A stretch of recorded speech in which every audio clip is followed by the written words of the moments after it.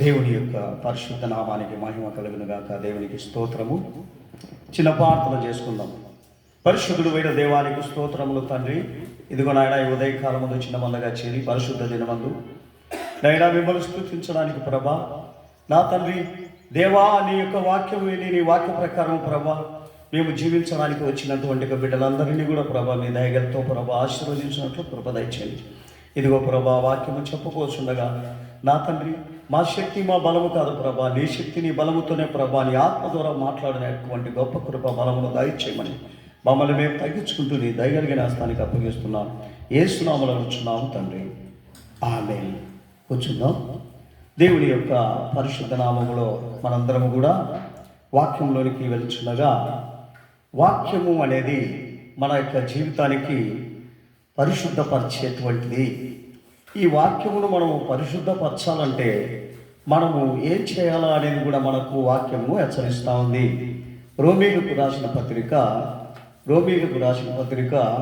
8వ అధ్యాయము 20-21 వచనము నుండి మనము వాక్యముతో ఏ రీతిగా పరిశుద్ధపరచబడాలి, వాక్యముతో ఏ రీతిగా మనము దేవునితో సహవాసము చేయాలా అన్నది మనము చదివి తెలుసుకుందాం. ఏలయనగా సృష్టి నాశనమునకును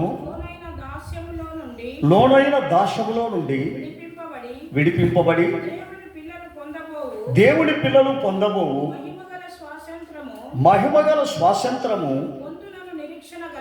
పొందునను నిరీక్షణ కలిగినదై శేక్షగా కాక దానిని లోపరచు వానిని మూలముగా వ్యర్థపరచబడెను. గమనించండి ప్రియమైన వారులారా, లోకమంతా కూడా వ్యర్థపరచబడింది.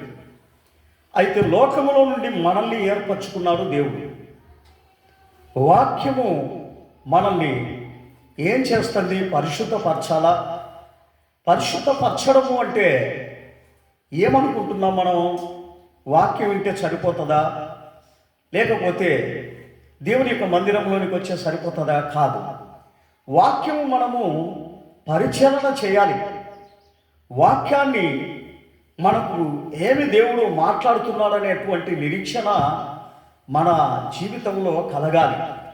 ఈ వాక్యము నువ్వెప్పుడైతే వాక్య ప్రకారం జీవించడానికి మొదలు పెడతావో ఆ వాక్యము నిన్ను పరిశుద్ధపరచడానికి స్టార్ట్ చేస్తుంది. వాక్యం అనేది ఎప్పుడైతే మనము సరైన రీతిగా వినుకోకుండా ఉంటామో వాక్యం ఏ రీతిగా మనల్ని పరిశుద్ధపరుస్తుంది. అందుకనే ఆయన అంటున్నాడు, వాక్యముని నువ్వు పరిశుద్ధపరచాలంటే నీవు వాక్యమును సరిగా అర్థం చేసుకోవాలి. అందుకనే ఆయన అంటున్నాడు, ఏ రీతిగా మనము అర్థం చేసుకుంటాం? 2 పేతురు 1వ అధ్యాయం 4వ వచనంలోనికి మనం వెళ్తే ఏ రీతిగా మనము వాక్యాన్ని అర్థం చేసుకోవాలి, ఏ రీతిగా వాక్యాన్ని మనలోనికి చేర్చుకోవాలి చదువుదాం. 2 పేతురు 1వ అధ్యాయం 4వ వచనం. 2 పేతురు ఏ మహిమ మహిమ గుణాతిశయములను బట్టి ఆయన మనకు అమూల్యములను అత్యధికములైన వాగ్దానములను అనుగ్రహించినాడు. ఏమిటిని అనుసరించువలన? దురాలోచనలు ఎప్పుడైతే మనం అనుసరించుట వలన లోకమందున్న భ్రష్టత్వము అనేది ఈ వాగ్దానం మూలముగా మీరు తప్పించుకొని దైవ స్వభావమునందు పాలివారం అగునట్లు ఏమనుగ్రహించినాడు ఆయన? దేవునితో పాలివారం అగునట్లుగా ఆయన మనకు అనుగ్రహించినాడు. ఏమి మనము విడవాలంటున్నాడు? వాక్యం వినాలంటే మనలో ఉన్నటువంటి యొక్క లోపములు దుష్టత్వములు మనము మానాలా. మనలో దేవునికి వ్యతిరేకమైనటువంటి యొక్క గుణగణాలను మనము మాన్పివేయాలి. మనము ఈ లోకములో మాట్లాడుచున్నటువంటి ఒక ప్రతి మాట ఈ లోక సంబంధమైనవే కదా, అవి మాట్లాడితే తప్పేముంది అని చెప్పి మనము లోకానుసారంగా మనము మాట్లాడినప్పుడు అది బెస్తత్వము మన యొక్క హృదయానికి కలుగుతుంది. బెస్తత్వము ఎప్పుడైతే మన హృదయానికి కలుగుతా ఉందో ఆ బెస్తత్వము మన జీవితాలను వాక్యము అనేటువంటి యొక్క ఆ ఇత్తనము మన యొక్క హృదయంలోనికి పోనివ్వకుండా అది మనల్ని పక్కకు పంపిస్తాం. అందుకనే దేవుని యొక్క మందిరంలో ఉన్నప్పటికీ వాక్యం మన హృదయంలో లేకుండా పోతా ఉంది. వాక్యము మనం విన్నప్పటికీ వాక్య ప్రకారము మనము జీవించలేకపోతున్నాం. కారణం ఏమిటి అంటే ఈ వాక్యము మనల్ని హెచ్చరించడము లేదు, ఇది మనలో జీవించడం లేదు గనుక నీవు ఏ రీతిగా పరిశుద్ధపరచబడతావు? బెస్తత్వము నీ యొక్క హృదయం అంతా నిండుకొని ఉంది. బెస్త స్వభావము, లోకానుసరమైనటువంటి జీవితం, లోకానుసరమైనటువంటి ఆలోచనలు, లోకానుసరమైనటువంటి దిగుళ్ళు, లోకానుసరమైనటువంటి ఒక శ్రమలు ఎప్పుడైతే మన జీవితంలో మన ఆత్మలో అది ఉన్నాయో అప్పుడు దేవుని వాక్యము అక్కడ నిలుసదు, అక్కడ అది పని చేయదండి. అందును బట్టి వాక్యము మన యొక్క హృదయములో మన యొక్క శరీరములో క్రియ చేయనప్పుడు మనము వాక్యానికి దూరం అయిపోతున్నాం. వాక్యము ఏ రీతిగా మనల్ని పట్టుకోలేకపోతా ఉంది. అందుకనే ఆయన అంటున్నాడు, ఇదిగో నేను మీ యొక్క గుణగణాలను తెలుసుకొనడానికే నేను నీ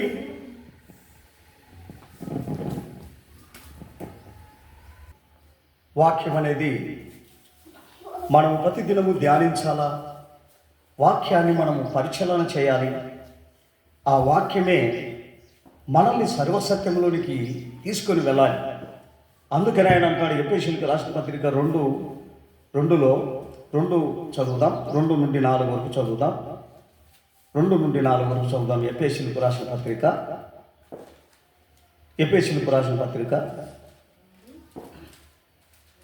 2:2 నుండి 4 వరకు. మీరు వాటిని చేయుచు వాయుమండల సంబంధమైన అధిపతిని అనగా అవిధేయులైన వారిని ఇప్పుడు ప్రేరేపించు శక్తికి అధిపతిని అనుసరించి ఈ ప్రపంచ ధర్మం చొప్పున ముడుపు నడుచుకుంటుని వారితో కలిసి మనమందరమును శరీరము యొక్కయు మనసు యొక్కయు కోరికలను నెరవేర్చుకొనుచు మన శరీర ఆశలను అనుసరించి మునుపు ప్రవర్తించితిమి. కడమా వారి వలనే స్వభావ సిద్ధముగా దైవోగ్రతకు పాత్రులమై ఉంటిమి. గమనించండి ప్రియమైన వారులారా, మనము మొట్టమొదట దేవుని నమ్ముకున్నప్పుడు మనము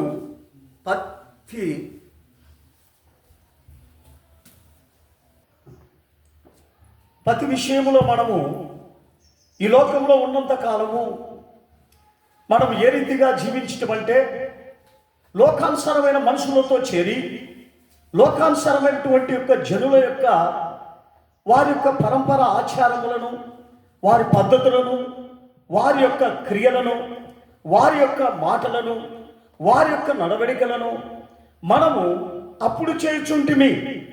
అయితే ఎప్పుడైతే దేవుని యొక్క మార్గంలోనికి వచ్చినామో, దేవుని యొక్క వాక్యం వింటున్నామో, మరి మన యొక్క జీవితము మార్చబడాలని దేవుడు కోరుకుంటున్నాడు.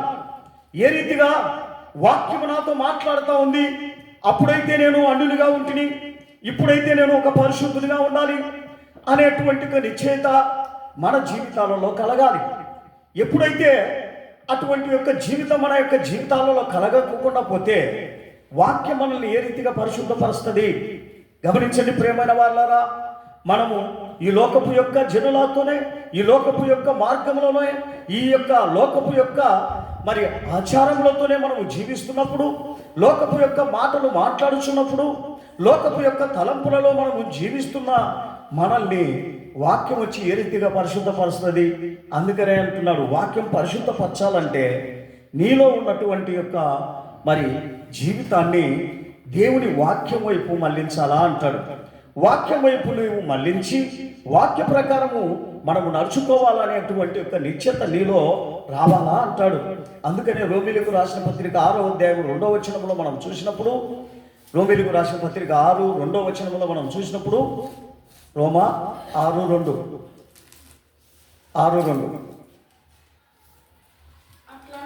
అట్లనరాదు, పాప విషయమై చనిపోయిన మనము ఇక మీదట ఏ రీతిగా దానిలో జీవించడము. గమనించండి ప్రియమైన వాళ్ళారా, దేవుని నమ్మిన తర్వాత ఇప్పుడు కూడా నువ్వు పాపంలో జీవిస్తున్నావా? పాపం అంటే ఏమనుకుంటున్నావు? ఏదో చేయలేదు అనుకుంటున్నావా? కాదండి, మన యొక్క క్రియలే, మనలో యొక్క ఉన్నటువంటి యొక్క స్వభావమే, మనలో ఉన్నటువంటి ఆచారాలే, మనలో ఉన్నటువంటి లోకరీతిగా ఉన్నటువంటి యొక్క పద్ధతులే, మనలో ఉన్నటువంటి యొక్క లోకానుసారమైనటువంటి యొక్క జీవితం ఎప్పుడైతే మనలోనికి వచ్చిందో, మరి మనం ఈ లోకంలో ఏం చేస్తూ ఉన్నాం? లోకానుసారమైనటువంటి యొక్క జనులుగానే ఉన్నాం, కానీ వాక్యానుసారమైనటువంటి యొక్క జీవితము మనలో లేకుండా పోయింది. అందుకనే ఆయన అంటాడు, మరి మునుపు మనం ఏమై ఉంటుంది అది గమనించి ఆ మునుపు ఉన్నటువంటి యొక్క జీవితమును తీసేసుకొని, ఇదిగో మన యొక్క జీవితం ఒక కొత్తగా కనబడాలని దేవుడు కోరుకుంటున్నాడు. ఇదిగో నేను వాక్యము నన్ను పరిశుద్ధపరుస్తూ ఉంది, వాక్యము నాతో మాట్లాడుతూ ఉంది, వాక్యము నా జీవితాన్ని చక్కపరుస్తూ ఉంది అనేటువంటి నిశ్చయత మన జీవితాలలో ఉండాలి. అందుకని ఆయన అంటాడు, యోహాను పత్రిక 6వ అధ్యాయం 2వ వచనం, 17వ అధ్యాయము 16, 17 చదువుదాం. యోహాను సువార్త 17వ అధ్యాయం 16, 17 చదువుతాం. 17వ అధ్యాయం 16, నేను లోక సంబంధుని కానట్లు వారును లోక సంబంధులు కావు, సత్యమందు వారిని ప్రతిష్ఠింపచేయము, నీ వాక్యమే సత్యం. హల్లెలూయా. ఏమంటున్నాడు ఆయన? ఏమంటున్నాడు ఆయన? యాజకులు చెప్తున్నాడు, ఓ యాజకులారా, వాళ్ళను వాక్య ప్రకారము జీవించజేయంటున్నాడు. వాక్యమే 2వ వచనాలు చదివినామా? 16, 17. ఏమంటున్నాడు ఆయన? నేను లోక సంబంధుని కానట్లు వారును లోక సంబంధులు కారు అని ఆయన చెప్తా ఉన్నారు. ఆ రీతిగా మనం మార్చాలనే ఇదిగో ఈ యొక్క ప్రార్థనకు రమ్మని చెప్తా ఉండేది. ఎందుకో తెలుసా? మన ప్రభు లోక సంబంధుడు కాదు, మన సంబంధుడు పరిశుద్ధుడు. గనుక మీరు వచ్చిన వాళ్ళందరూ కూడా పరిశుద్ధంగా జీవించాలనే మేము మిమ్మల్ని పిలుస్తున్నాము, ఈ వర్తమానము మేము తెలియపరుస్తున్నామని వారికి చెప్పే రీతిగా యాజకులు ఉండాలని దేవుడు సెలవిస్తున్నారు. అదే రీతిగా మరి వాక్యము ఏ రీతిగా పరిశుద్ధపరచబడింది మనకు హెచ్చరించిన రీతిగా, రెండో అంశం ఏమిటంటే ఆత్మ కూడా పరిశుద్ధపడాలి. మన ఆత్మ కూడా పరిశుద్ధపడాలి. ఈ ఆత్మ చేత మనం ఎప్పుడైతే పరిశుద్ధపరచబడకోకుండా ఉంటామో, ఏ రీతిగా మనము దేవుని యొక్క బిడ్డలుగా మార్చబడలేము. అందుకనే ఆయన అంటాడు, ఏ రీతిగా అంటే నీ యొక్క జీవితంలో ఒక మార్పు అనేది అందరికీ కనబడాలి.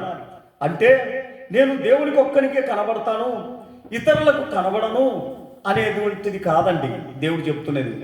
నీ యొక్క జీవితము, నీ శరీరము, నీ ఆత్మ పూర్తిగా అందరికీ దేవుని యొక్క స్వభావం కనబడాలి. అందుకనే అంటున్నాడు, నా స్వభావము నీకు కనబడినప్పుడే నా ఆత్మలో కపటం లేదు, నా ఆత్మలో మరి ఎటువంటి దోషము లేదు, నా ఆత్మలో ఎటువంటి మరి దేవునికి విరుద్ధమైన కార్యము లేదని మనమందరం కూడా చెప్పచ్చు, విశ్వాసి కూడా చెప్పచ్చు. మనము దేవునికి కూడా మంచి విశ్వాసినయ్యా, నాలో మీ వాక్యము విని మీ వాక్య ప్రకారము నేను ఏ దోషము లేకుండా, ఈ హృదయానికి ఎటువంటి కల్మషము లేకుండా, ఈ హృదయానికి ఎటువంటి పాపమును లేకోకుండా అంటకుండా నేను చేసుకుంటున్నాను ప్రభువా అని మరి ప్రభుకు చెప్పచ్చు, మనుషులకు చెప్పచ్చు. ఏ రీతిగా ఆత్మలో మనం పరిశుద్ధపరచబడాలి? అందుకని ఆయన అంటున్నాడు, మీరు ఈ లోక సంబంధమైనటువంటి యొక్క గుణగణాలన్నిటిని విడిచిపెట్టాలి. దేవుని బిడ్డలైతే విడిచిపెట్టాలా అంటున్నారు. నేను లోక సంబంధుని కానట్లు మీరును లోక సంబంధులు కాకుండా ఉండాలా అంటాడు. అందుకనే ఇప్పుడు ఆత్మ ఏ రీతిగా పరిశుద్ధపరుస్తుంది? రోమీయులకు రాసిన పత్రిక 12వ అధ్యాయం 1వ వచనములో మనము చూసినప్పుడు అది అంటా ఉంది. అక్కడ ఏమంటా ఉందో తెలుసా? ఒకసారి రోమీయులకు రాసిన పత్రిక 12 1వ వచనం చదువుదాం. కాబట్టి సహోదరులారా, ఏమిటి ఆత్మకు ఏం కావాలి? పరిశుద్ధమును దేవునికి అనుకూలమైనటువంటి సజీవ యాగముగా, అంటే బతికినప్పుడే మన శరీరములను ఆయనకు సమర్పించాలా అంటున్నాడు. నేను వాత్సల్యమును బట్టి మిమ్మలను బతిమలాడుకొనుచున్నాను. దేవునికి స్తోత్రం. ఇట్టి సేవ మీకు యుక్తమైనది. ఆయన అనేది ఏమిటో తెలుసా? గమనించండి. ఈ లోక కార్యములు ఏవి కూడా మనకు ఉండకుండా, మనము ఈ లోకానుసారంగా జీవించకుండా, మనము ఏ రీతిగా జీవించాలని, ఏది దేవునికి ఉత్తమము, ఏది దేవునికి అనుకూలము, ఏది దేవునికి మంచిది అనేది మనము పడాలి, మనం సిద్ధపరచుకోవాలి. ఎందుకంటే మన ఆత్మలో ఏది ఉంది అనేది చూడాలి. కపటముందా, అన్యాయం ఉందా, అక్రముందా, దేవునికి అనుకూలంగా ఇది నడుస్తూ ఉందా అనేది మనము ఈ యొక్క శరీరాన్ని భూమి మీద ఉన్నప్పుడే సజీవంగా మనము దేవునికి సమర్పించాలి. చచ్చిపోయిన తర్వాత కాదండి. ఎప్పుడు సమర్పించాలి? సజీవ యాగముగా బతికినప్పుడే మనము సమర్పించాలి. బతికినప్పుడే ప్రభా, ఈ శరీరం నాది కాదు, ఈ ఆత్మ నాది కాదు, నేను మాట్లాడే మాటలు నాది కాదు, నేను జీవించే జీవితం నాది కాదు, అది ప్రభుది. ప్రభు కొరకు నేను నియమింపమన్నా, ప్రభు కొరకు జీవిస్తున్నా, ప్రభు కొరకు తింటున్నా, ప్రభు కొరకు తాగుతున్నా, ప్రభు కొరకు బతుకుతున్నా అనే నిరీక్షణ మన జీవితాలలో ఉండాలా అంటాడు. అటువంటి యొక్క నిరీక్షణ మన జీవితాలలో లేనప్పుడు ఏ రీతిగా ఆత్మ పరిశుద్ధపరచబడుతుంది? ఒక్కసారి ఆలోచన చేయండి. ఆత్మ పరిశుద్ధపరచబడాలంటే మన యొక్క జీవితం ఎలాగుండాలని దేవుడు సెలవిస్తున్నాడు. గమనించండి ప్రియమైన వారలారా, ఆత్మను శరీరాన్ని దేవునికి బతికి ఉన్నప్పుడే అప్పగించాలా అంటున్నాం. అందుకనే రోమీయులకు రాసిన పత్రిక 8వ అధ్యాయం 13వ వచనంలో చెప్తాడు. 13వ వచనము, రోమా 8:13, మీరు శరీరానుసారముగా ప్రవర్తించిన ఎడల ఏమై ఉన్నారంట? సావవలసిన వారమై ఉన్నామంట. ఏ రీతిగా సావవలసిన వారమై ఉన్నాము? గమనించండి ప్రియమైన వారలారా, ఈ యొక్క శరీరము సావదు, ఆత్మ చచ్చిపోతుంది. గమనించండి. నీకు తెలియదు ఆత్మ చచ్చిపోయినది. అది దేవుని దృష్టిలో చచ్చిపోయింది. ఎందుకు చచ్చిపోయింది? మనము శరీరానుసారంగా జీవించిన దాన్ని బట్టి. అందుకనే వాక్యం చదువు. మీరు శరీరానుసారముగా ప్రవర్తించిన ఎడల సావవలసిన వారయ్యుందురు. కానీ ఆత్మచేత శరీర క్రియలను చంపిన ఎడల జీవించెదరు. హల్లెలూయా. ఏమి మనము చంపాలంట? గమనించండి. శరీరంలో వచ్చేటువంటి క్రియలు, ఆత్మలో వచ్చే క్రియలు చంపాలంట. ఇవి చంపకపోతే మనం చచ్చిపోతాం. కానీ ఆ శరీరం, ఆ హృదయంలో నుండి ఏమేమి వస్తాయి, ఎటువంటి యొక్క స్వభావాలు వస్తాయి? ఒక్కసారి మనము మార్కు సువార్త 7వ అధ్యాయం 21వ వచనంలోకి పోతే, ఆ హృదయములో నుండి నానా విధములైనటువంటి చెడ్డవన్నీ వస్తాయి. వచ్చి ఆ మనుషుల్ని, ఆ శరీరాన్ని, ఆత్మను అపవిత్రపరుస్తుంది. ఇది మనం ఎరగక ఏం చేస్తున్నాం? మన ఇష్టానుసారంగా మనము ప్రవర్తిస్తున్నాం. మన ఇష్టానుసారంగా మనము ఉంటూ దేవుడు మనల్ని కాపాడతాడు అని చెప్పి మోసపోతున్నామండి. ఒకసారి చదవమ్మా. లోపల నుండి అనగా మనుషుల హృదయంలో నుండి దురాలోచనలను, జారత్వములను, దొంగతనములను, నరహత్యలను, వ్యభిచారములను, లోపములను, చెడుతనములను, కృత్రిమములను, కామ వికారములను, మస్తరములను, దేవదూషణయు, ఆంభావమును, అవివేకమును వచ్చును. ఈ చెడ్డవన్నీ ఎక్కడి నుండి వస్తున్నాయి? లోపల నుండి వచ్చి మనుషుని అపవిత్రపరచుచున్నది. గమనించండి ప్రియమైన వారులారా, ఈరోజు మన జీవితంలో మన శరీరం ఏదో దేవుని యొక్క సన్నిధానములో ఉంది అనుకుంటే, దేవుని యొక్క సన్నిధానములో మన శరీరం ఉంది, కానీ ఈ స్వభావాలు లేకుండా ఉందా దేవుని సన్నిధానములో? ఒక్కసారి నువ్వు చూసుకో. ఈ స్వభావములన్నీ ఎప్పుడైతే మన శరీరములో ఉన్నట్లయితే ఏ రీతిగా ఆత్మ పరిశుద్ధపరచబడుతుంది, నీ యొక్క శరీరం పరిశుద్ధపరచబడుతుంది. గమనించండి, ఈ స్వభావములను మనల్ని పరిశుద్ధపరచలేవు. ఈ స్వభావములు ఉన్నంత వరకు మన జీవితము మనము పరిశుద్ధంగా దేవుడికి అప్పగించలేము. ఇవి మనల్ని అడ్డుకుంటూనే ఉంటాయి. అందుకనే ఆయన అంటున్నాను, ఇవి అడ్డుకోకుండా ఉండాలంటే మరి మనలో ఏముండాలి?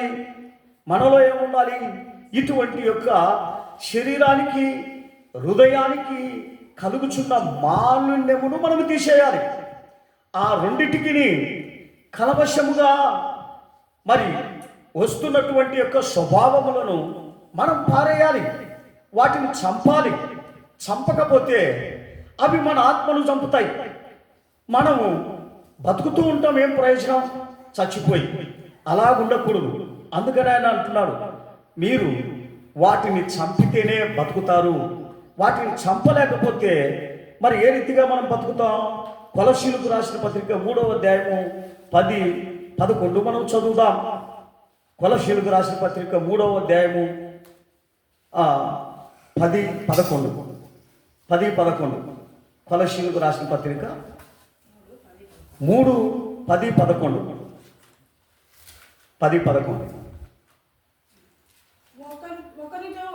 ఒకరితో ఒకడు అబద్ధం ఆడకండి, ఏలయనగా ప్రాచీన స్వభావమును దాని క్రియలతో కూడా జ్ఞానము కలుగునట్లు నిమిత్తము దాని సృష్టించిన వాని పోలిక చొప్పున నూతన పరచబడుచున్న నవీన స్వభావమును మీరు ధరించుకొని ఉన్నారు. ఏమంటున్నాడు ఆయన? దేవుని యొక్క మార్గంలోనికి వచ్చిన తర్వాత మీ జీవితాలు మారిపోయినాడని దేవుడు అంటున్నాడు. కానీ మీరు మార్పు చెంది ఉన్నారా? మీలో ఇంకా పాత జీవితమే, పాత స్వభావంలోనే మీరు మునిగి తేలుతా ఉన్నారా?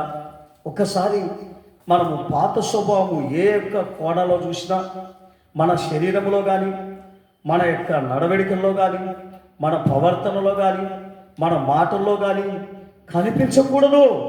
దేవుడికి స్తోత్రం, హల్లెలూయా. ఇది కనిపించినట్లయితే మరి ఇంకా మనము పాత జీవితంలోనే ఉన్నామనే అర్థం.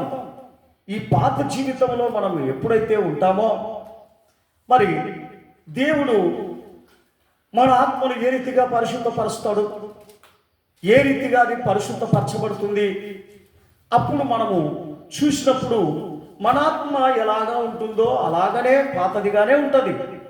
దానిలో ఏ యొక్క మరి తేడా కనపడదు. అందుకనే ప్రభు నమ్మిన తర్వాత నీలో ఒక తేడా కనపడాలి. నీ స్వభావంలో, నీ జీవితంలో, నీ నడవడికలో, నీ యొక్క మాటల్లో, నీ యొక్క సమస్తములో నిన్ను చూసినప్పుడు ప్రభువును చూసినట్లుగా మనము కనుక్కోవాలి. వీరు ఇంత వినయముగా ఉండడానికి కారణం ఏమిటి? ఇంత ఓర్పుగా ఉండడానికి కారణం ఏమిటి? ఇంత సహనముగా ఉండడానికి కారణం ఏమిటి? వీరు ప్రభువును నమ్మినారు గనుక. అందుకని వీరిలో ఇంత సహనము, ఇంత ఓర్పు ఉంది అని చెప్పి అనేక మంది మన శరీరంలో అటువంటి గుణాన్ని చూడాలి. ఆ గుణాన్ని ఎప్పుడైతే చూడకోకుండా ఉంటామో మరి మనం ఏ రీతిగా మార్చబడినట్లుగా, ఏ రీతిగా మరి మన ఆత్మ పరిశుద్ధ పడతా ఉంది అని తెలుస్తుంది.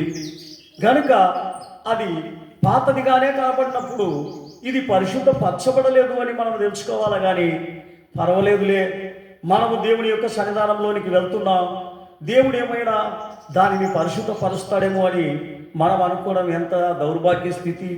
ఈరోజు జనులందరూ కూడా అలాగే అనుకుంటున్నారు. ఎందుకంటే కొన్ని వాక్యాలు ఖచ్చితంగా ఉన్నాయి, కొన్ని వాక్యాలు ఖచ్చితంగా లేవు.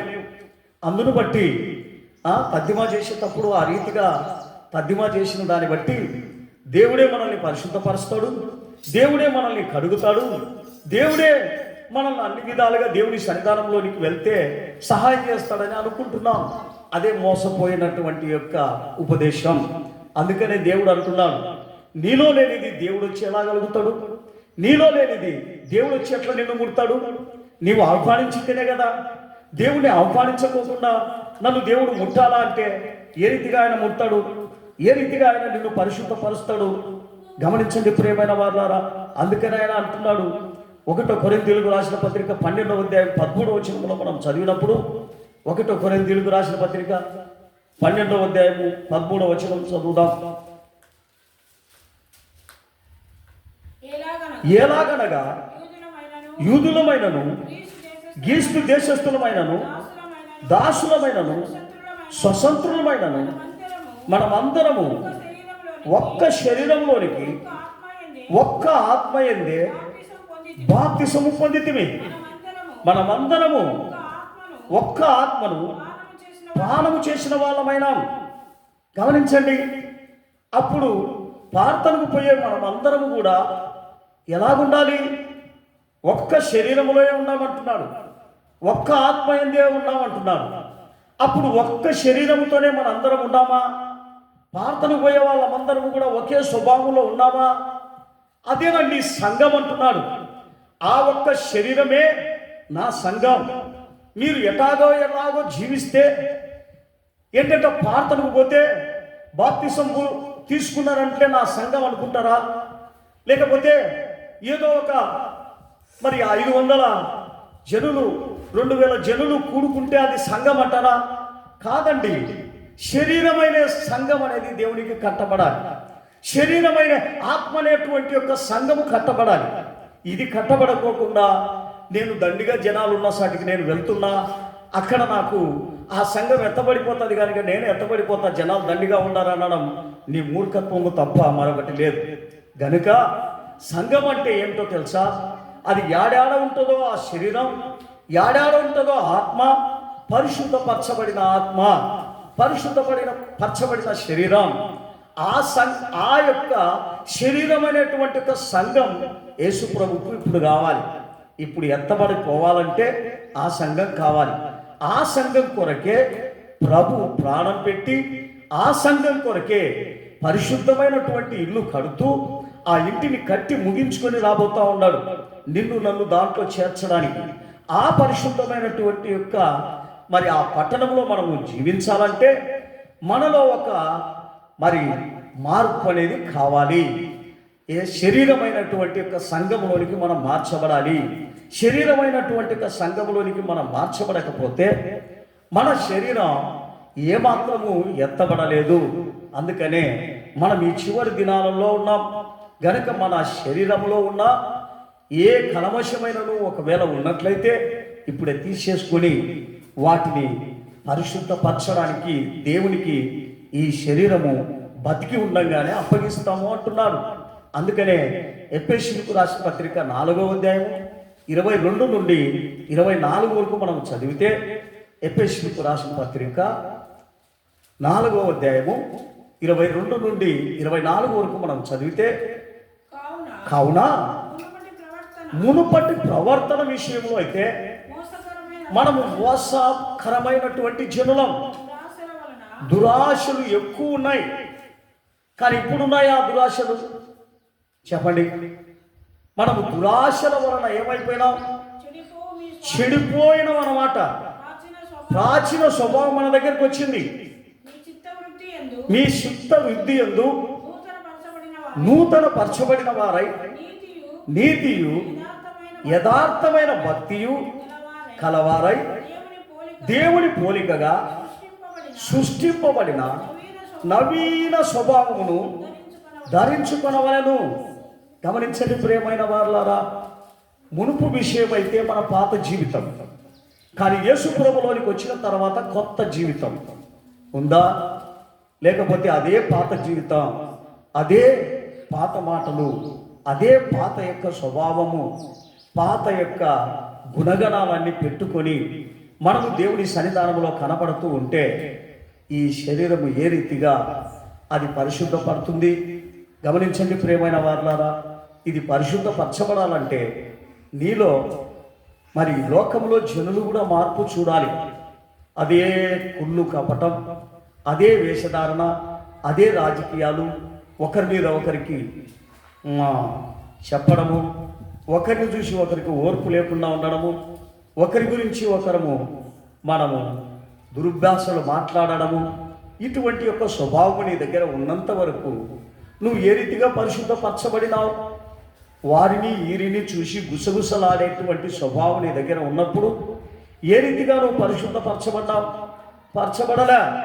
అందుకనే దేవుడు అంటున్నాడు, గనుక అదే స్వభావం విడిచిపెట్టి, ఆ ప్రాచీన స్వభావం విడిచిపెట్టి నూతనమైనటువంటి యొక్క స్వభావంలోనికి నువ్వు రమ్మని నిన్ను నన్ను దేవుని యొక్క సన్నిధానానికి పిలుస్తున్నాడండి. గనక ఈ సన్నిధానానికి వచ్చినటువంటి యొక్క మనం ఇక్కడ ఉండి దేనిని మనము సాధించాలా అంటున్నాడు. గమనించండి, స్వభావమును సాధించాలా, స్వభావమును గెలిచాలా, శరీరాన్ని గెలిచాలా, ఆత్మను గెలిచాలా? ఈ పాత ఆత్మ మనకు ఉన్నట్లయితే మరి మనం గెలిచలేదని అర్థం. దానికి సూచనలు ఏమిటంటే, పాత జీవితమే, ఏమి తిందుమా, ఏమి తాగుదుమా, ఏమి సుఖించుదుమా, ఏమి వనకూర్చుకుందుమా అని రాకట సమీపమై ఉంటే ఇప్పుడు వనకూర్చుకుంటూ పరిగెత్తుతూ ఉంటారు. దేవుణ్ణి విడిచి, దేవుని యొక్క చిత్తమును విడిచి, దేవుని యొక్క ఆలోచన విడిచి, దేవుని యొక్క వర్తమానమును విడిచి, దేవుని యొక్క ఆజ్ఞలంతటినీ గైకొనక వారి యొక్క సొంత ఆలోచన ప్రకారము పరిగెత్తుతూ వారు పరిశుద్ధపరచబడిన వారు కాకుండా అపవిత్రంగానే కనబడతారు. అటువంటి వారికి నువ్వు దూరంగా ఉండమంటున్నాడు. ఎందుకంటే వాళ్ళు దేవుని రాజ్యంలోనికి వెళ్ళరు, నిన్ను కూడా వారి రాజ్యంలోనికి తీసుకొని పోరు. కనుకనే నువ్వు వారికి విముఖుడవై ఉండి దేవుని యొక్క చిత్తం ఏదో పరీక్షించు, జీవించమంటున్నాడు. దేవుని వాక్యము దేవుడు ఆశీర్వదించునుగాక. మనము ఒక చిన్న పల్లవి వాడి వాక్యం, చిన్న పల్లవి.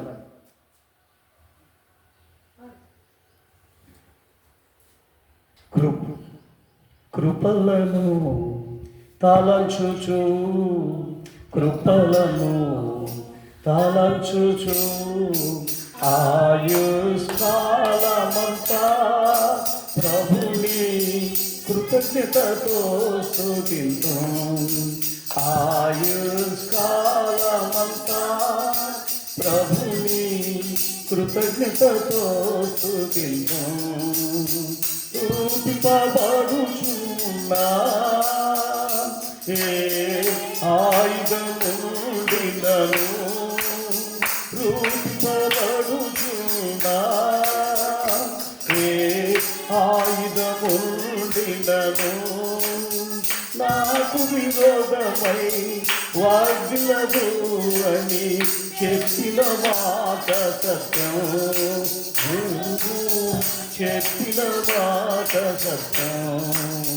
నాకు విరోధమై వాగ్లదు అని చెప్పిన మాట సత్యం, ప్రభువు చెప్పిన మాట సత్యం. ఆమేన్. కృపలను తరచుచు, కృపలను తరచుచు, ఆయుష్కాలమంతా. హల్లెలూయా, హల్లెలూయా. శిరవత్తరబల, శిరవత్తరబల. ఆమేన్, ఆమేన్, ఆమేన్, ఆమేన్. ప్రభు ఇంతవరకు మనతో హెచ్చరించిన కృపను బట్టి దేవునికి స్తోత్రం చేస్తాం, ప్రార్థన చేస్తాం. పరిశుద్ధుడు అయిన దేవానికి స్తోత్రములు తండ్రి. అవును నా తండ్రి, ఈ దినము మాతో మాట్లాడినటువంటి ఒక కృపను బట్టి నీకు స్తోత్రం. పాత జీవితము, పాత స్వభావము, పాత శరీరము మాకు ఉండకూడదని ప్రభు మీరు హెచ్చరించినారు. గనక ప్రభ మేము కొత్త జీవితము, కొత్త శరీరం, కొత్త ఆత్మ, కొత్త ఇదిగో నాయన నీ మాటలు వాక్యము విని వాక్య ప్రకారం జీవించేటువంటి ఒక అనుభవంలోనికి మేము వెళ్ళి వాక్యము మరి ఏ రీతిగా బోధిస్తుందో వాటి ప్రకారం జీవించేటువంటి గొప్ప కృప బలమును మాకు ఒక్కొక్కరికి అనుగ్రహించమని వచ్చిన బిడ్డలందరినీ ఆశీర్వదించండి. వారు కూడా ప్రభా మార్పు చెంది నీ వంటి వారుగా ఉన్నట్లు నా తండ్రి నీ కృప దయచేయమని యేసయ్య పరిశుద్ధ నామమున అతి వినయంతో బతిమాలి వేడుకుంటున్నాను తండ్రి. ఆమేన్.